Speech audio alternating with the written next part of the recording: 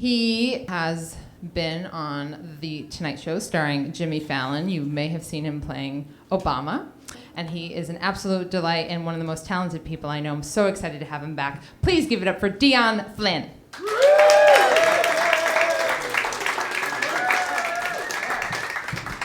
Oh man, it's like 2006, and my girlfriend is slapping me in the face like this, like 3 big times, like slow motion, like whoosh, whoosh. I'm in the doorway, of her apartment, and before the 3rd slap comes, things slow down, and I'm this thought, my ear's ringing, but this thought comes to me: this is not her at her best. Which is a very generous thought, I thought, for what I was going through at the time. And then she hit me a 3rd time. And then, I wasn't going to tell you this part, but this is the part. I put my hands on her throat. I didn't choke her. Now, as soon as you're a black dude trying to explain how you didn't choke your girlfriend or how you had your hand on there, I immediately start feeling like O.J. Simpson, and I'm digging myself a tunnel. So I know there's no real cool way to do that, but that's what happened, and I didn't choke her. I moved her to the side, I went back into her apartment, I got my peeler and my knife, and I left. And that was the beginning of the end of our relationship. But it wasn't the beginning of the end. That starts here. What was my part of this? She was going through a lot, obviously. She was upset with me. My part was sex addiction, intrigue, love addiction.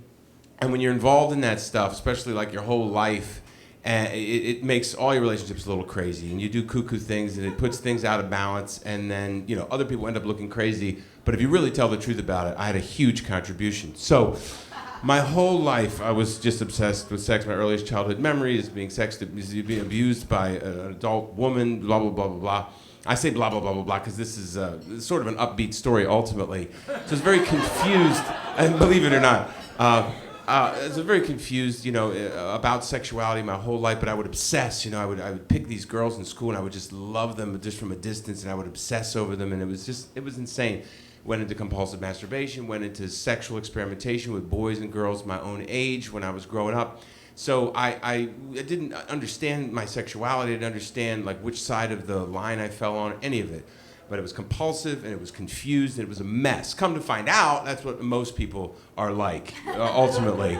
But I didn't know that at the time. I was I was upset about this. And so I was a performer. I graduated from NYU's graduate acting program.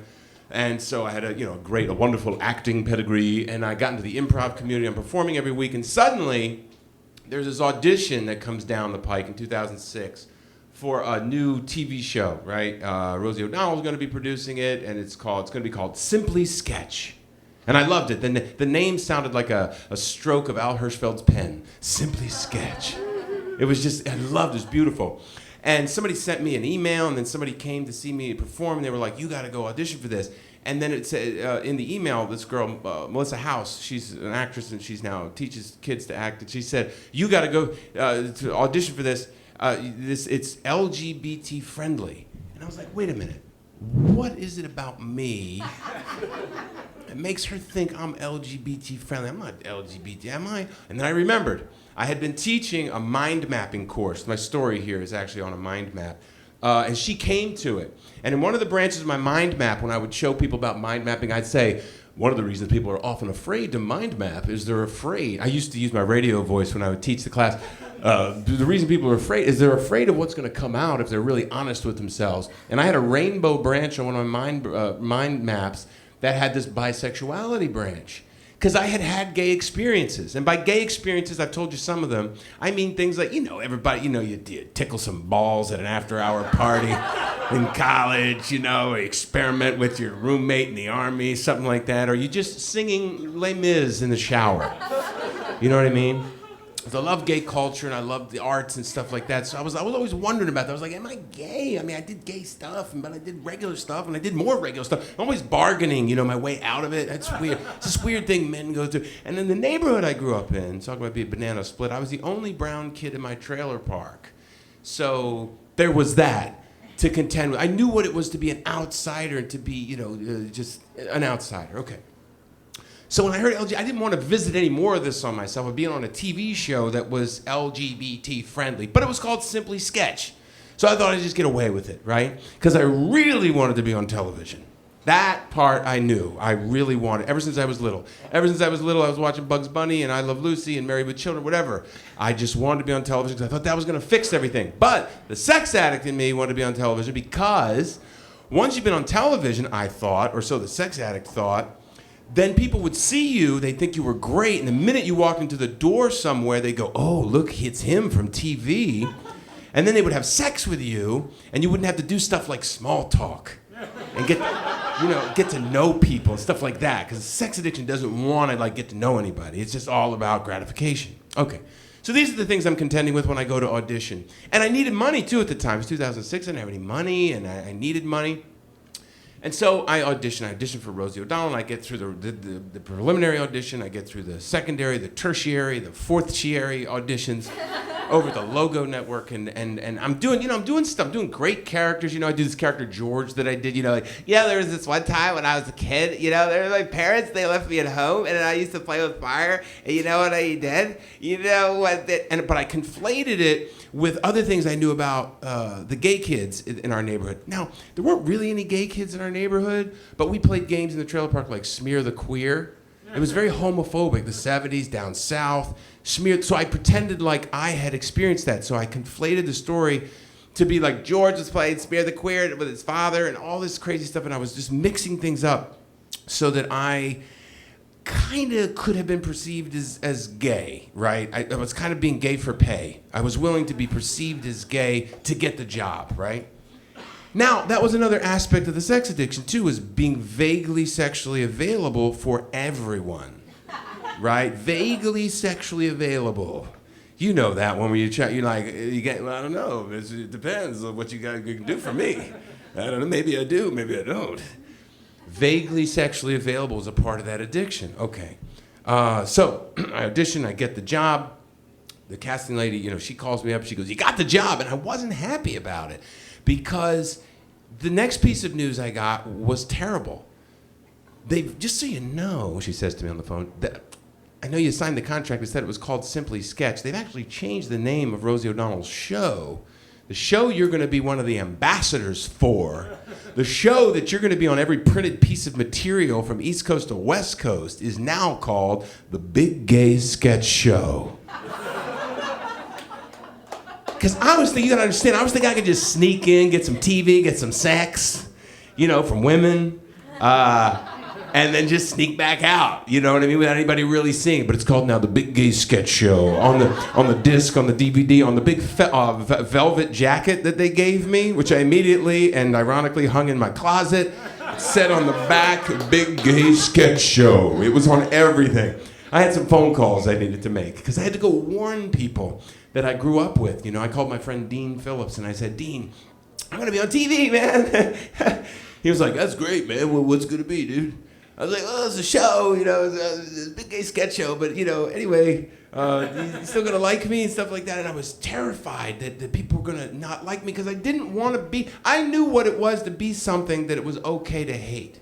And that is the only brown kid in the trailer park, and I had bad experiences. I didn't want anything else visited on me like that. So I get into this world of the Big Gay Sketch Show. One of the first guys on the cast that I meet is Johnny McGovern, the gay, he called himself the Big Gay Pimp. He was the gay pimp. And it scared me, this whole world. I started being introduced to twinks and bears and gay culture, and it was everywhere. There was no hiding from it, and you could see in all the pictures, all the photographs, all the sketches, everything that was filmed, there's this little part of me, the homophobic part of me, I'm admitting to that, just sort of leaning away. Whenever we're all in a cast picture, everybody's like, I'm over here, I'm just kind of just like this. Because I didn't want to be there. I was weird. I wanted to be seen by everybody, and I didn't want to be seen in this light. And I didn't want to be associated here. And I was frightened, and I was terrified to come out on the set as having a girlfriend. I had to come out as straight on the Big Gay Sketch Show, okay? And here's how it happened. One of the people who was way up in the ranks of the Big Gay Sketch Show establishment he thought I was cute. And now this is this vaguely gay thing. I'm just like, oh, get out of here. Just keep me on the show. I made $25,000 in like 3 weeks. You know, for me, that was great. You know, I was like, yes, whatever it takes. You know, grown up gay. So I'm closeted. I'm a closeted heterosexual on the Big Gay Sketch Show. And so this guy takes an interest in me, and I don't tell anybody at the Big Gay Sketch Show anything about my offset life, nothing. So he says, hey man, he goes, you know, why don't we go to a movie? You know, something like that. And I was like, oh, okay, well, you know, and I put it off. Finally, we did it. Went to the movie. He takes me to the movie, and I'm like, is this a date? I don't know. And I'm just vaguely sexually available. If I had a show, a sitcom, it'd be called Vaguely Sexually Available. And I'm sitting there in the movie that he takes me to, and I know I got to tell him. I got a girlfriend. And so we're there, and he's eating whatever he's eating, and I'm eating, you know, my snack, you know, cut up vegetables, whatever I'm eating, right? Because I'm trying to be slim and just fabulous. And he says, well, so mystery man, mister, where do you live? Like, the movie hasn't started yet, you know, and it's where do you live anyway? I was like, you know, South Orange, New Jersey. But anyway, but what about you? What are you? Just trying to get it off of me. And I couldn't, and he drilled in, and he's, you know, he's a smart guy, and he's just like, bah, bah, bah, bah, bah. And I said, listen, man, I got to tell you something. I got a girlfriend. And he meowed, I think. He was like, meow. Meow, meow. I think that was the sound, best as I could produce it. Meow. And I said it, I timed that reveal just before the lights went down, and we went on to watch the movie that he treated us to, which was Helen Mirren in The Queen, of course. That's what we went to see, just to keep it, you know, stereotypical and terrible. And I know this story is fucking awful, but I'm telling you the truth of my inner life, okay? So I go back to the set, and everything just gets worse. I'm not doing well in the sketches. It's not my comedic voice. I'm just kind of a hustler. And I just want to be on TV and use this organization to sort of promote my sex-addictive causes. So one of the people on the cast is the openly lesbian Kate McKinnon. You know her from Saturday Night Live now. She was on that show first. A wonderful, wonderful person. And she felt to me to be like the safest person I could go to. Because when you're trying to come out, you need somebody who you can talk to. You know, and I needed to talk to her. So I went backstage, we're on Sony Studios on 57th Street, and I went to her, and I sat and I said, Kate, listen, because I knew this person in the upper echelons knew, and I knew it was going to come down. I said, Kate, listen, I've been sick about this the whole time. Like, I have a girlfriend. I feel like I can't tell anybody. And I thought about this for the storytelling purposes. I want to, like, lay on you some pithy line that she gave me. And I can't recall what it was. Maybe I'll write it for future tellings of this story. But it wasn't the line that she said or didn't say. It was the way that she dealt with me. She was just comforting and said, it's okay. It's okay to be straight. So her whole thing that she learned from being in her world, her life, she used it to sort of to comfort me, and I appreciated it. I really did. So I got kicked off that show after the first season. That one of another higher-ups called me and said, Dion, and I knew what the call was about. You can't be in a cast that you're leaning away from the whole time and be kept in it. And he calls and he says, Dion. I said, yeah. And in that knowing way, I knew it was going to happen. I'm glad there's a cabaret going on right here. No, just to keep it just jazzy.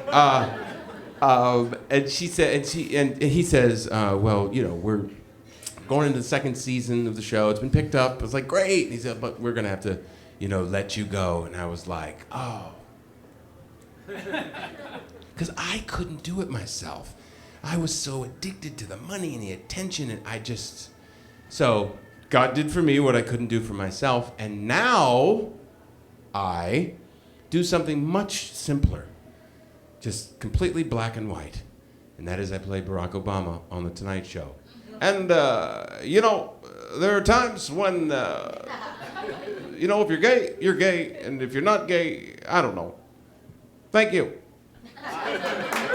Thank you. Thank you. And thank you.